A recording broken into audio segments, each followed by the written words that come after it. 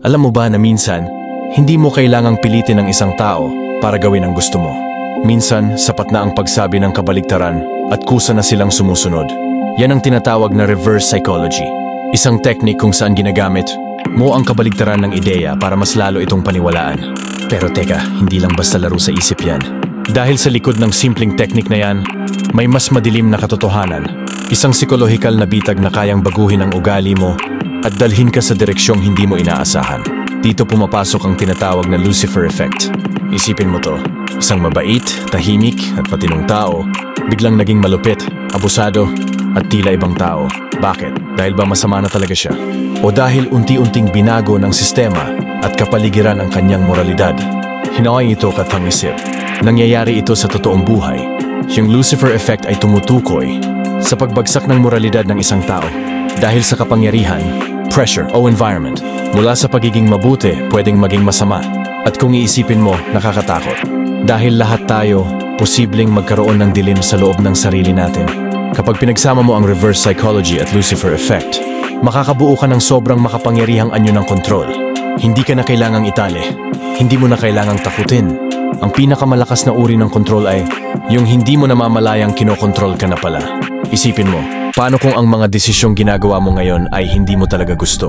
Paano kung may taong gumagamit ng reverse psychology para patagong itulak ka sa maling landas? At habang ginagawa nila ito, unti-unti mo nang tinatanggap ang bagay na dati mong nilalabanan.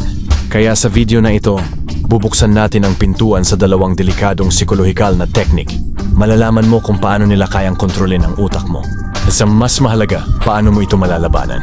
Dahil ang tunay na laban ay hindi laging nasa labas, kundi nasa loob ng isipan mo mismo. 1. Reverse psychology. Ang reverse psychology ay isang teknik sa komunikasyon na ginagamit para hikayatin ang isang tao na gawin ang kabaligtaran ng sinasabi mo. Sa madaling salita, sinasabi mo na huwag nilang gawin ang isang bagay. Pero ang totoo, gusto mo talagang gawin nila ito. Gumagana ito lalo na kapag ang taong kinakausap mo ay may matinding pride, may malakas na sense ng independence o ayaw pa kontrolin. Halimbawa, isang magulang ang may anak na ayaw kumain ng gulay. Imbes na pilitin, sasabihin niya ng may ngiti, "Hayaan mo na lang, hindi mo naman talaga yan magugustuhan eh." Para bang pinapaalala sa bata na may sariling desisyon siya. Ang resulta, mas naengganyo ang bata na patunayan na gusto niya ng gulay. Ang simpleng baliktad na approach na ito, madalas ay mas epektibo kaysa sa tuwirang pangungumbinsi. Gamit ito sa maraming aspeto ng buhay. Sa marketing, sinasabi minsan ng mga brand na baka hindi ito para sa lahat. Pero ang totoo, ang mensahe ay para iparamdam sa target na sila ay kakaiba, kaya mas lalong gusto itong subukan. Sa relasyon, may mga tao rin na sinasadya kang paalalahanan na huwag nang pansinin sila. Pero ang totoo, gusto nilang habulin mo sila. Isa itong laro ng isip. Pero hindi lahat ng gumagamit ng reverse psychology ay may mabuting intensyon. Pwede rin itong gamiting manipulasyon. Maaring may isang tao na sasadyang sabihing hindi mo kaya ang isang bagay para lang mapush ka, hindi dahil concern siya, kundi dahil gusto kanyang gamitin sa layunin niya. Paano mo ito maiiwasan? Una, kilalanin ang taong kausap mo.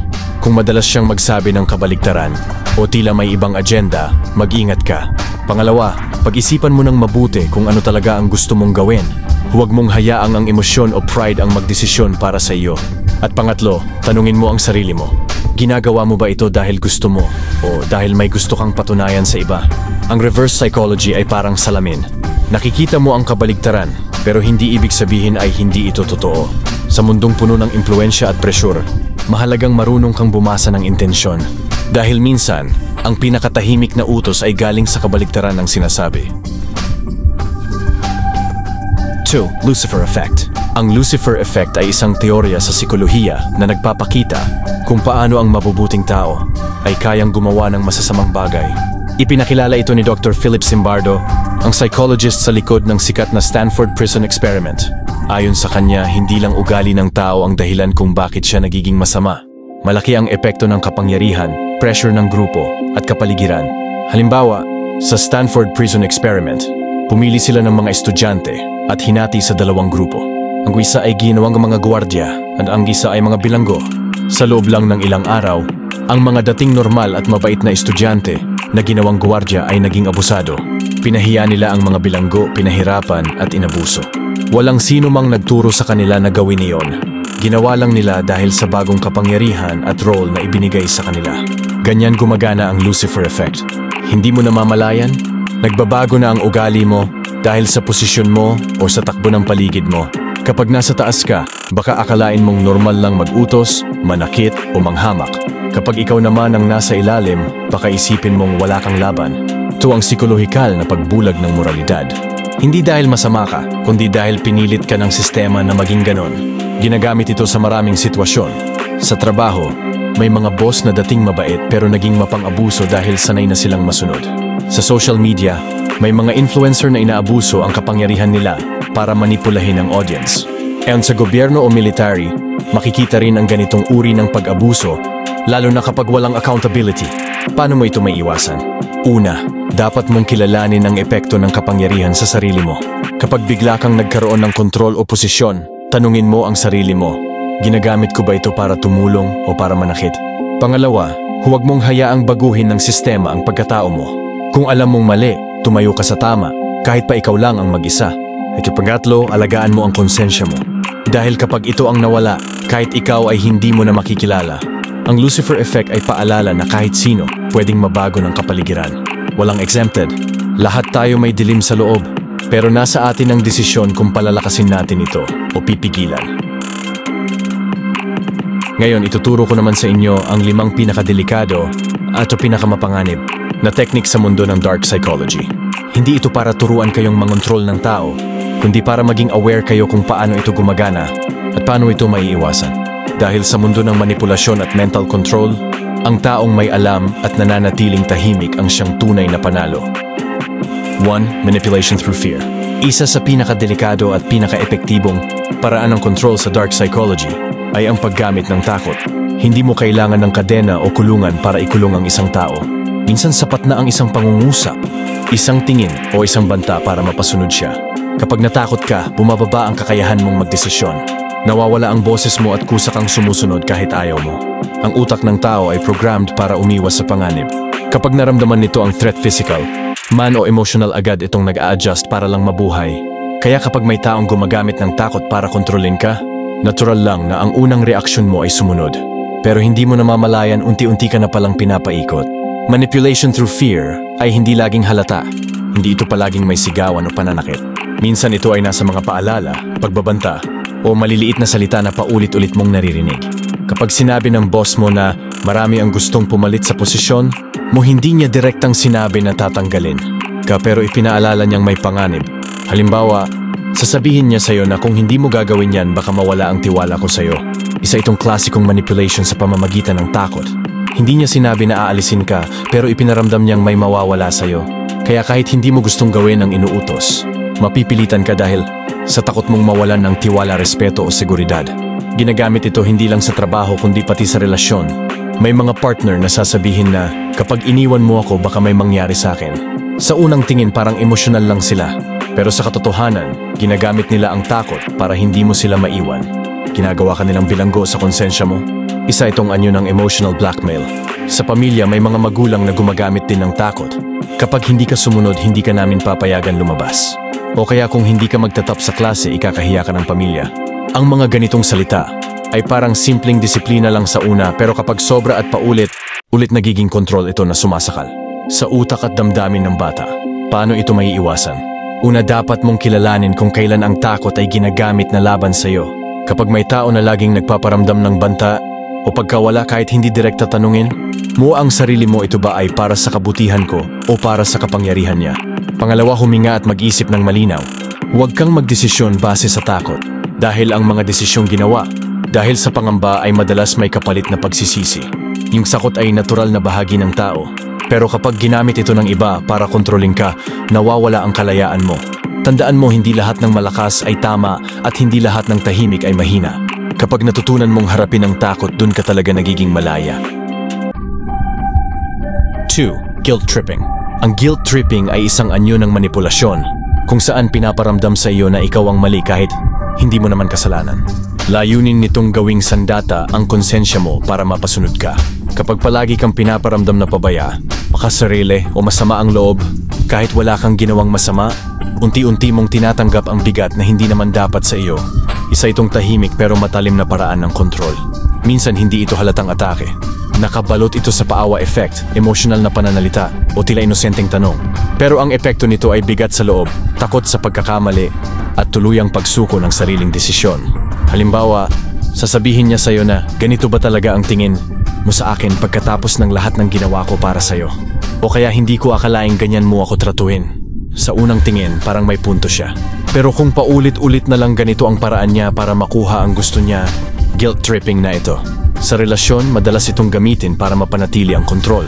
Kapag may partner kang laging nagpaparamdam ng sisi tuwing ayaw mo sa gusto niya, unti-unti kang matatakot magdesisyon. Hindi ka na maglalakas ng loob magsabi ng ayaw dahil baka magalit siya o magdusa siya. Pero ang totoo, ginagamit niya lang ang emosyon mo para makuha ang gusto niya. Sa pamilya, may mga magulang o kapatid na gagamit ng guilt tripping para mapasunod ka. Sabihin na natin na ayaw mong pumunta sa isang family event dahil pagod ka. Biglang sasabihin sa'yo na wala ka na talagang panahon sa amin o napaka-selfish mo. Parang maliit lang, pero paulit-ulit mong maririnig yan hanggang sa mapasunod ka, hindi dahil gusto mo kundi dahil pinilit ng konsensya mo. Ang guilt tripping ay nakakapagod dahil hindi lang katawan mo ang inaapektuhan, kundi ang mismong puso at isip mo. Mas mahirap itong labanan dahil sa panlabas, mukha itong pagmamalasakit. Pero sa totoo, ito ay isang anyo ng tahimik na emotional manipulation. Paano mo ito maiiwasan? Una, kailangan mong kilalanin kung may paulit-ulit na pattern ng pagsisi. Kapag tuwing may sariling desisyon ka ay bigla kang pinaparamdam na masama kang tao, mag-ingat ka. Ikalawa, pakinggan mo ang sarili mo. Kung may mali kang ginawa, ayusin mo. Pero kung alam mong wala kang ginawang masama, huwag mong akuin ang bigat na hindi mo naman bitbit. Ang konsensya ay mahalaga, pero huwag mong hayaang gamitin ito ng iba laban sa'yo.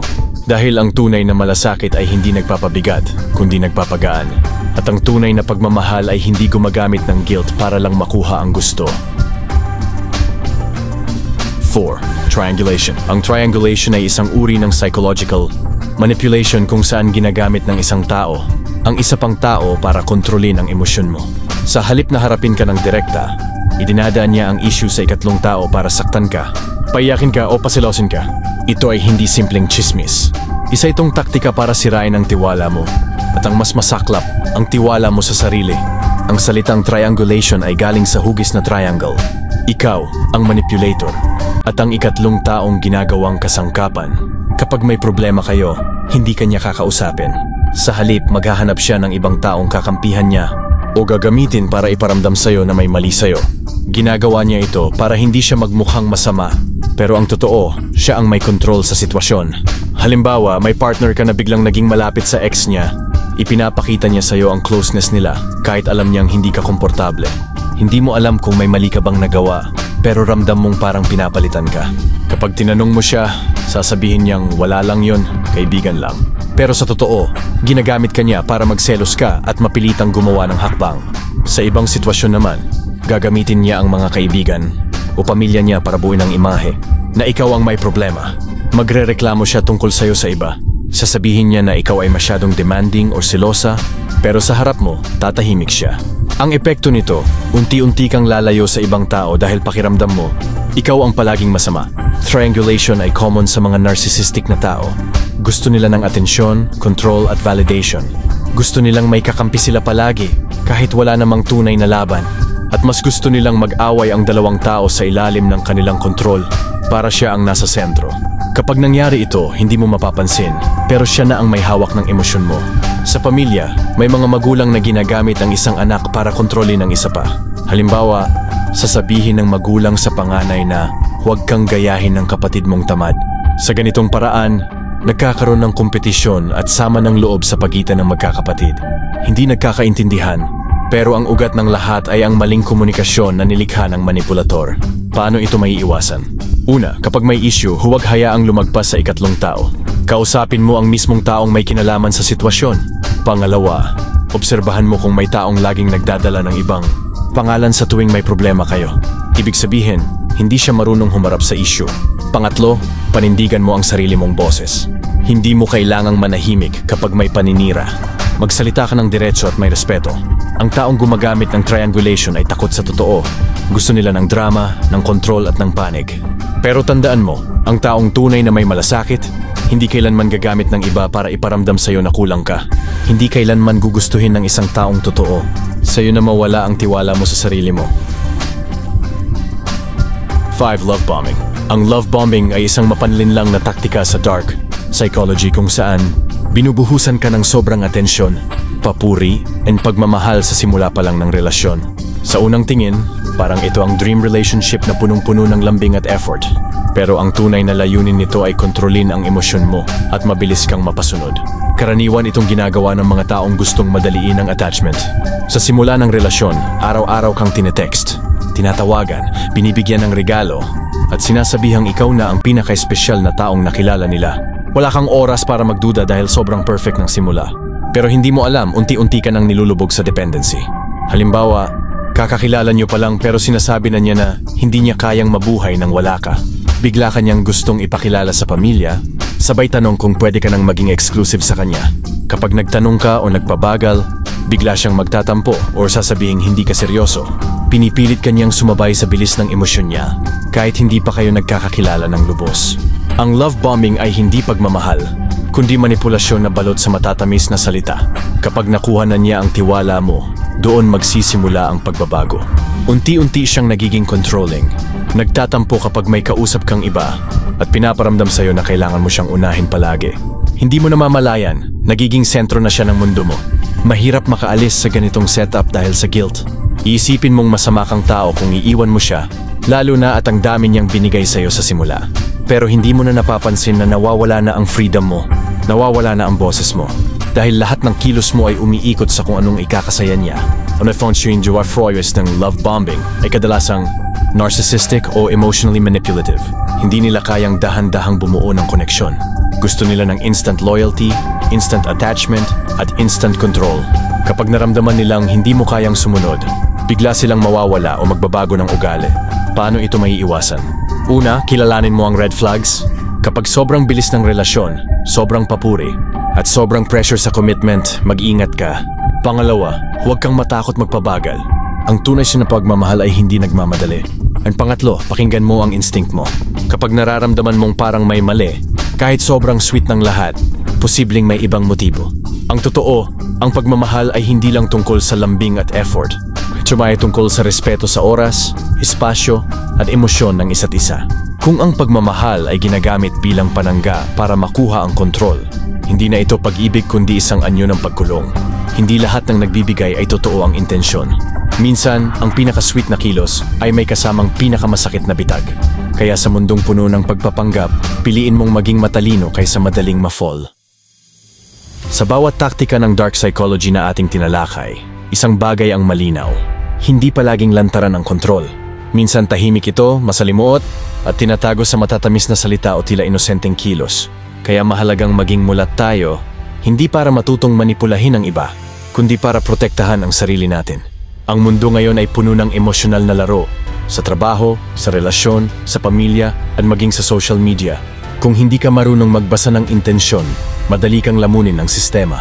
Kaya habang maaga, aralin mo na kung paano gumagana ang utak ng tao. Dahil sa mundong puno ng panlilinlang, ang taong tahimik pero may alam, ang siyang tunay na panalo. Kung may natutunan ka sa episode na ito, huwag mong kalimutan na ang kaalaman ay sandata. Gamitin ito hindi para manakit, kundi para umiwas sa mga sitwasyong unti-unting kumakain sa iyong pagkatao.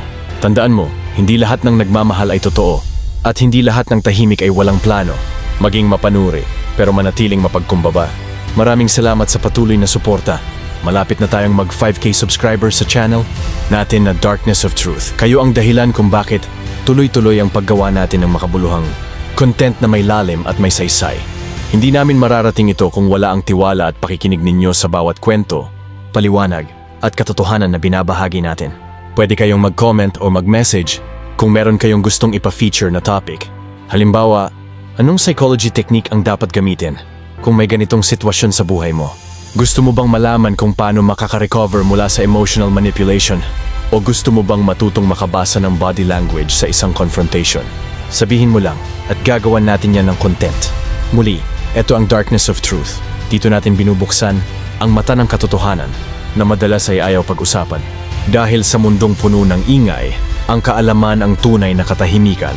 Mag-ingat ka palagi at tandaan mo, hindi ka nag-iisa sa laban ng isipan.